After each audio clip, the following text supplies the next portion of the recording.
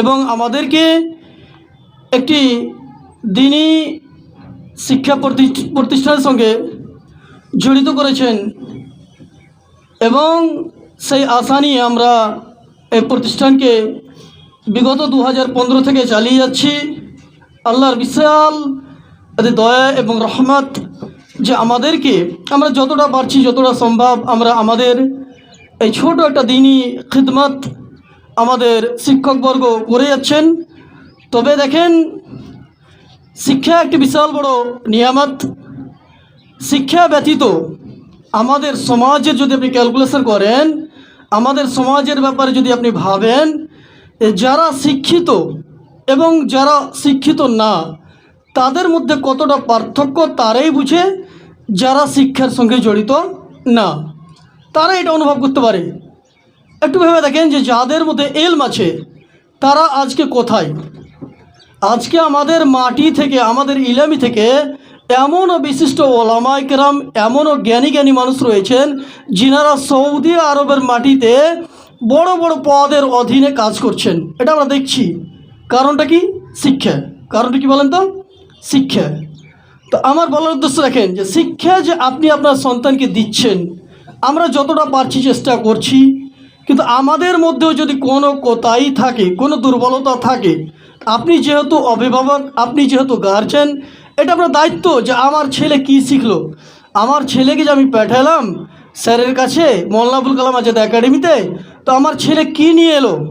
আজকে যে 4 ঘন্টা টাইম যে আমার ছেলে মেয়ে সেখানে দিল, স্যারেরা টাইম পাস করলো না কিছু শিখলো, তার কারণ হচ্ছে দেখেন, একটি ইবনে মাজার একটি হাদিস, নবী মুহাম্মদ সাল্লাল্লাহু আলাইহি ওয়াসাল্লাম কত চমৎকার কথা বলছেন। দেখেন, আন আবি হুরায়রা রাদিয়াল্লাহু তাআলা قال قال رسول الله صلى الله عليه وسلم من سلك طريقا يلتمس فيه علما سهل الله له به طريقا الى الجنه।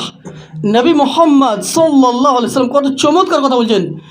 আল্লাহ রসুল বলছেন, যে ব্যক্তি দিনের জ্ঞান অর্জন করার জন্য, কথা বুঝবেন, যে ব্যক্তি দিনের জ্ঞান অর্জন করার জন্য কোনো একটা রাস্তা অবলম্বন করলো, রাস্তা হতে পারে যে শিক্ষার প্রতিষ্ঠান আপনি আপনার সন্তানকে দিলেন, রাস্তা হতে পারে যে আপনি কোনো মজলিসে কোনো একটা জালসাতে বসলেন যে কিছু দিনের জ্ঞান অর্জন করবে, এই উদ্দেশ্য যদি আপনি বসেন। হ্যাঁ, কিন্তু আজকে জালসার মহল কিন্তু আলাদা। আজকে বর্তমান সময়ে জালসার মহল পুরা আপনার ইসলাম থেকে আপনি যদি তার সার্ভে করেন তো আকসারিয়ত পয়েন্ট পাবেন যে সেখানে ইসলামকে ধ্বংস করা হচ্ছে। ইসলামকে কী করা হচ্ছে? ধ্বংস করা হচ্ছে। কেন? যে ইসলামের নামে এটা একটা ভণ্ডমি, যে ছেলে মেয়ে একসঙ্গে চলাফেরা করছে। আমার সেদিকে বলার উদ্দেশ্য না, আমি যেটা বলতে চাইছি, দেখেন আল্লাহ রাসূল সাল্লাল্লাহু আলাইহি ওয়াসাল্লাম বলেছেন, মান সালাকা তারিকান ইয়ালতামিসু ফিহি ইলমান সাহাল্লাল্লাহু লাহু বিহি তারিকান ইলাল জান্নাহ। যে ব্যক্তি দিনের জ্ঞান অর্জন করার জন্য, শরীয়তের জ্ঞান অর্জন করার জন্য যে কোনো পথ অবলম্বন করলো, আল্লাহ রাব্বুল ইজ্জত তার জন্য জান্নাতের রাস্তাকে সহজ করে দিলেন। এটা আল্লাহ রসুলের কথা বুঝবেন। এবং এই কথা জেনে রাখুন যে আল্লাহ রসুল যখন বলেছেন এটা আল্লাহর তরফ থেকে, মানে আল্লাহর রসুল যে কথাগুলো বলেছেন এটা আমাদের বিশ্বাস যে সেটা হচ্ছে আল্লাহর পক্ষ থেকে। এবং যে ব্যক্তি দিনের জ্ঞান অর্জন করার জন্য কোনো একটা রাস্তা অবলম্বন করলো, কোনো একটা তরিকার অবলম্বন করলো, তাহলে তার জন্য আল্লাহ রাব্বুল ইজ্জত জান্নাতের রাস্তাকে সহজ করে দিবেন। আমার বলার উদ্দেশ্য যে দেখেন, নিজের সন্তান সন্ততিকে শিক্ষা দেন, প্রয়োজন আছে। আল্লাহর ব্যাপারে সঠিক শিক্ষা দেন। আমি বারবার বলি, দেখেন আপনি দুনিয়াতে যা করছেন, হয়তো বা দুনিয়াবী ক্ষেত্রে আপনি ব্যস্ত, কিন্তু আল্লাহর ব্যাপারে সঠিক জ্ঞান অর্জন করুন। তার কারণ হচ্ছে একটি সূরা মুহাম্মদ সূরা 47 আয়াত নম্বর 19 মধ্যে আল্লাহ রাব্বুল ইজ্জত কত চমৎকার কথা বলছেন। দেখেন, এই আয়াতটা যখন আমি পড়লাম এবং একজন বিশিষ্ট আলেম, তিনার নাম হচ্ছে মোহাম্মদ বিন আব্দুল ওয়াহাব রাহিমাহুল্লাহ, যখন সৌদি আরবের মাটিতে যখন শিরক এবং বিদাত, কোরআন এবং হাদিসের খেলাফ অনেক কিছু পদ্ধতি যখন চালু হয়ে গেল, তো মোহাম্মদ বিন আব্দুল ওয়াহাব রাহিমাহুল্লাহ তিনি ইসলামের চর্চা করতে লাগলেন, দিনের জ্ঞানের চর্চা করতে লাগলেন। এমনকি অনেক বড় খিদমত করে গেছেন। তার মধ্যে কয়েকটি বই লিখেছেন। তার মধ্যে আপনার কিতাবুত তৌহিদের উপরে বই লিখেছেন। একটি বই চমৎকার লিখেছেন, আল উসুলুস সালাসাহ। বইয়ের নাম রেখেছেন যে ইসলামের তিনটি মূলনীতি। তার মধ্যে প্রথম উনি একটা পয়েন্ট উল্লেখ করেছেন, একজন মুমিন মুসলিমকে সর্বসময় সর্বক্ষেত্রে আল্লাহর প্রতি ভালো ধারণা রাখতে হবে, আল্লাহর প্রতি ভালো ধারণা রাখতে হবে। যেহেতু উনি আরেকটি আপনার কোরআনের একটি আয়াত কোট করেছেন, সূরা মুহাম্মদ সূরা 47 আয়াত নম্বর 19 মধ্যে আল্লাহ বলছেন ফাআলাম আন্নাহু লা ইলাহা ইল্লাল্লাহ। এই কথা আল্লাহ নিজেই বলছেন মুহাম্মদ সাল্লাল্লাহু আলাইহি সাল্লামকে, এ মুহাম্মদ সাল্লাল্লাহু আলাইহি সাল্লাম আপনি জ্ঞান অর্জন করুন যে আল্লাহ ব্যতীত কোনো সত্য মাবুদ নেই। তারপরে কি বুঝতে পারছে যে আমরা যে আল্লাহকে মানি, আমরা আল্লাহকে মানি কেমন মানি, যে আব্বা মেনেছে, মা মেনেছে, দাদা মেনেছে, ছোটোবেলা থাকতে চলছে, বাস চলতে আছে। জি না, আপনাকে আল্লাহর ব্যাপারেও সঠিক জানকারির জন্য জ্ঞান অর্জন করতে হবে, জ্ঞান অর্জন করতে হবে। জ্ঞান ব্যতীত আপনি আল্লাহকে সঠিকভাবে জানতে পারেন না। আর এই কারণে আল্লাহ রাব্বুল ইজ্জত বলছেন যে মানুষদের মধ্যে তারাই আল্লাহকে বেশি ভয় করে যারা জ্ঞান রাখে আল্লাহর ব্যাপারে। এবার আপনি বলবেন যে আমরা যদিও জ্ঞান অর্জন করিনি, আমরা কি আল্লাহকে ভয় করি না? হ্যাঁ, আপনি ততটা ভয় করেন যতটা আপনার জ্ঞান আছে। কথা বুঝবেন? মানে জ্ঞান ব্যতীত, ইলম ব্যতীত আমরা সঠিকভাবে আল্লাহকেও জানতে পারবো না, শরীয়তকেও জানতে পারবো না, ইসলামকেও জানতে পারবো না। যেহেতু উনি বলছেন যে একজন মুমিন মুসলিমকে আল্লাহর ব্যাপারে সঠিক জ্ঞান অর্জন করতেই হবে, এটা বাধ্য, এটা বাধ্য।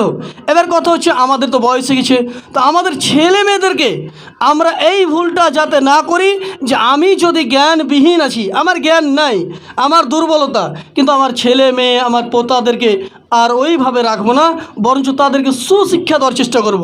এমন শিক্ষা দেবো যাতে করে তারা আল্লাহকে চিনতে পারে। আর এই কারণে আমি প্রত্যেক দিন প্রত্যেকটা বাচ্চাকে এই নসিহতগুলো করি যে দেখো বাবু আমাদের রবকে, তো প্রত্যেকটা ছেলে এটাই কথা বলে যে আমাদের রব হচ্ছেন আল্লাহ। আপনি আপনার ছেলে মেয়েকে জিজ্ঞাসা করবেন যে বাবু বলো তো, কি ভাই আমার ছেলে আমার সন্তান বলো তো যে তোমার রবকে, তোমার দিন কি, তোমার ইসলাম কি। আপনি ইসলামের যে বেসিক নলেজ এই জিনিসগুলো জিজ্ঞাসা করবেন, ইনশাআল্লাহ এটা আমি আল্লাহর প্রতি আশাবাদী যে আপনার ছেলে আপনার মেয়ে তার সঠিক জবাব দেওয়ার জন্য 100% এটা আমি আল্লাহর প্রতি আশাবাদী যে সে জবাব দিতে পারবে। তার কারণ হচ্ছে আমি প্রত্যেক দিনই বলি যে দেখো দুনিয়া এমন একটা জায়গা, যে জায়গাটা ছেড়ে আমাদেরকে চলে যেতে হবে, কিন্তু তার জন্য আমাদেরকে সঠিক প্রস্তুতি এবং সঠিক জ্ঞান অর্জন করে যেতে হবে। তার কারণ একজন মুমিন যদি আপনার ইলমবিহীন হয় তাহলে এটা অতীবময় দুঃখজনক। তার কারণ হচ্ছে ইসলাম টিকে আছে যদি দেখেন তো ইলমের ওপরেই টিকে আছেন। এবং কোরআনুল কারীমের মধ্যে আল্লাহ রাব্বুল ইজ্জত নবী মুহাম্মদ সাল্লাল্লাহু আলাইহি সাল্লামকে যেটা প্রথম ওহী দিয়েছিলেন সেটা কি ছিল? ইকরা, এ মুহাম্মদ সাল্লাল্লাহু আলাইহি সাল্লাম আপনি পড়ুন, আপনি বুঝে দেখেন ইসলামের অনেকগুলো নিয়ম নীতি আছে, অনেক নিয়ম নীতি আছে, নামাজ আছে, রোজা আছে, যাকাত আছে, হজ আছে, অনেক নিয়ম নীতি প্রণালী আছে। কিন্তু আল্লাহ রাব্বুল ইজ্জত প্রথম যেটা ওহী দিলেন, প্রথম যেটা মেসেজ দিলেন মুহাম্মদ সাল্লাল্লাহু আলাইহি সাল্লামকে যে আপনি পড়ুন, আপনি জ্ঞান অর্জন করুন, আপনি জ্ঞান অর্জন করুন। আমার বলার উদ্দেশ্য দেখেন, আমি লম্বা টাইম আপনাদের সামনে আলোচনা রাখছি না, অনেক কথা আমি বলতে পারবো। আলহামদুলিল্লাহ আল্লাহর রহমতে কিছু ইলম অর্জন করেছি, কিছু ওলামাদের কাছে বসেছি। এটা আমার জন্য খুবই সৌভাগ্যের বিষয় যে আমি ইলমের মাটিতে অনেক ওলামাদের কাছে বসে বসে কিছু শেখার চেষ্টা করেছি, এবং সে ভিত্তিতে আমি বলতে পারি যে আমি অনেক কথা আপনাদের সামনে এই কথা বলতে পারি। কিন্তু আমি আজকে যে টাইমটা রেখেছি যে সকাল 7টা থেকে 8:30টার মধ্যেই আমরা এই প্রোগ্রাম ইতি করবো ইনশাল্লাহ। তবে দেখেন আমরা যে একাডেমি চালাচ্ছি, আমার উদ্দেশ্য আল্লাহ জানছেন, আমার উদ্দেশ্য আল্লাহ ভালোভাবে জানছেন।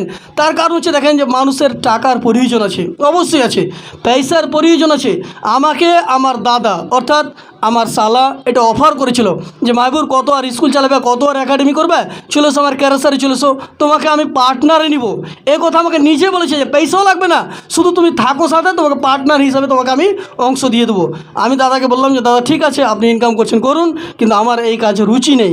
আমি যে কাজ করছি, আমি যতটা এই কাজে আনন্দিত, আমি যে ছোট মেয়েদেরকে, ছোট ছেলেদেরকে, কিংবা আমি যে এই ধরনের দিনের যতদূর পারছি আমি একটু চেষ্টা করছি, এতেই যতটা আমি আনন্দ পাচ্ছি, হয়তোবা সেই টাকাতে আমি আনন্দ নাও পেতে পারি, তার কারণে আমি সেই কাজ আমি যাইনি। আমার বলার উদ্দেশ্য দেখেন যে স্কুলের মধ্যে আপনি আপনার সন্তানদেরকে সঠিক শিক্ষা দেওয়ার ব্যবস্থা করুন। এবং সঠিক শিক্ষা দেওয়ার ব্যবস্থা মানে যে আপনি আপনার ছেলেকে ভর্তি করে দিলেন এটাই যে যথেষ্ট, জি না, বরঞ্চ আপনার ছেলে মেয়ের খবর নেন, সে পড়ছে কি পড়ছে না, পড়তে বসছে কি বসছে না। আমাদের এখানে 4 ঘন্টা থাকছে, আর আপনার বাড়িতে কয় ঘন্টা থাকে? 20 ঘন্টা থাকছে। আমরা যদি 4 ঘন্টা ট্রেন্ড করি আর 20 ঘন্টা যদি আপনার বাড়িতে আনট্রেন্ড থাকে, মানে আপনি কোনো গুরুত্বই দিলেন না। আপনি বলুন তো 20 বেশি না 4 বেশি? অবশ্যই আপনার বিবেক বলবে যে 4 ঘন্টা খুবই কম, কিন্তু 20 ঘন্টা টাইম অনেক বেশি। আর 20 ঘন্টা টাইমের মধ্যে যদি আপনি কোনো গুরুত্ব না দেন, গুরুত্বহীন হয়ে কাজ করেন, তাহলে অবশ্যই আপনি জেনে রাখুন যে আপনার ছেলে সঠিক শিক্ষার সাথে শিক্ষিত হতে পারে না। আর একজন মমিনের এটা দায়িত্ব। তার কারণ লুকমান হাকিম রহমতুল্লাহ আলাই তিনি বলছেন সূরা লুকমানের মধ্যে যে প্রথম যেটা নিজের সন্তানকে দায়িত্ব হিসাবে দায়িত্ব দিয়েছিলেন, তিনি বলছেন ইয়া বুনাইয়া লা তুশরিক বিল্লাহ ইন্না শিরকা লা যুলমুন আযীম। তিনি নিজের সন্তানকে বলছেন, এ আমার সন্তান, এ আমার ছেলে, আদর সাথে। দেখেন, একজন গার্জিয়ান শুধুমাত্র নিজের ছেলেকে পিটবেন, মারবেন, দিয়ে বলবেন আমি শিক্ষা দেবো, এটা কিন্তু সঠিক নিয়ম না। এটা সঠিক নিয়ম না। অনেক মানুষকে দেখবেন, অনেক গার্জেনকে দেখবেন যে নিজের ছেলে পড়তে জানি তো লাঠি নিয়ে আপনার তাড়াতাড়ি গোটা গ্রাম ঘুরিয়ে নিয়ে বাড়িছে। এটা একজন সঠিক গার্জেনের দায়িত্ব হিসেবে সে নিভাইতে পারলো না। তার কারণ আপনার সন্তানকে আপনার আপনার সুন্দরভাবে সঠিকভাবে বলতে হবে, এ আমার ছেলে, শিক্ষা অর্জন করো, পড়তে বসো, নমাজ পড়তে যাও, নমাজ পড়ো। এগুলো আপনাদের দায়িত্ব। আমরা এখানে 4 ঘন্টা ট্রেন্ড করব, আমরা তাদেরকে বলবো, এবং 20 ঘন্টা আপনি যদি আনট্রেন্ড হিসাবে ছেড়ে দেন, তাদেরকে কোনো প্রশিক্ষণ না দেন, তাহলে এইটা কিন্তু আমরা রেজাল্টে পজিটিভ পাবো না। এই কারণেই আপনাদেরকে ডাকা, অন্য কিছু কারণ না।